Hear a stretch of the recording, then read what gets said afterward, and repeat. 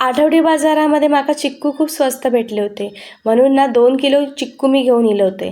आता ह्या चिक्कूचा कसा एकदा पिकले ना काय सगळेच एकदम पिकतात. सुरुवातीक पोरग्यानी काय आवडीन खाल्यानी आणि नंतर काय या खाऊचं नाव घेईनात. आता या चिक्कूचा करायचं काय, तर म्हटलं चला याचा आईस्क्रीमच बनवूया. गरमीत वाईसो काय तो शरीराक थंडावं, तर चिक्कूचं सगळं गरमी इकडे काढून घेतलंय. इकडे अर्धा लिटर दूध तापत ठेवलंय, त्याच्यामध्ये अर्धा वाटी मिल्क पावडर टाकलंय आणि अर्धा वाटी टाकलंय साखर. बस या साहित्यामध्ये घरच्या घरात आपला मस्त असा आईस्क्रीम तयार होतला.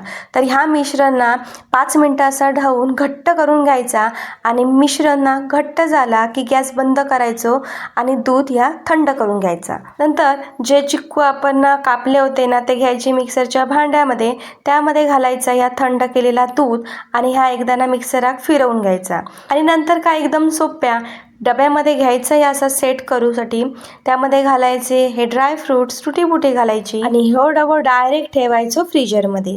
बघशाल तर 7 ते 8 तासामध्ये घरच्या घरात तुमचा या मस्त चिक्कू आईस्क्रीम बनून तयार होतला. चव म्हणाल तर 1 नंबर असतली. त्यासाठी तुमका करून बघूचा लागात, तर करा, खावा आणि रेसिपी आवडली तर रेसिपी लाईक करा.